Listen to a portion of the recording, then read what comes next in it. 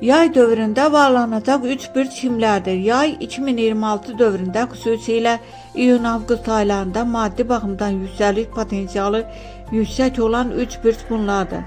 Şir, Yupiterin dəstəyi ilə gəlir imkanları genişlənir. Yeni iş təklifi, rəhbərlik mövqeyi və ya böyük müqavilə mümkündür. Risk etdikdə uduzan yox, qazanan tərəf ola bilərsən. Pul açarı, liderlik və öz brendini önə çıxarmaq. Buğa, uzun müddət səbirlə gözlədiyi maddi nəticəni ala bilər. Xüsusilə torpaq, ev, biznes və ya ailə ilə bağlı gəlir artımı mümkündür. Pul açarı, səbir plus ağıllı yatırım. Əqrəb, gizli və ya gözlənilməz gəlir qapıları açılır.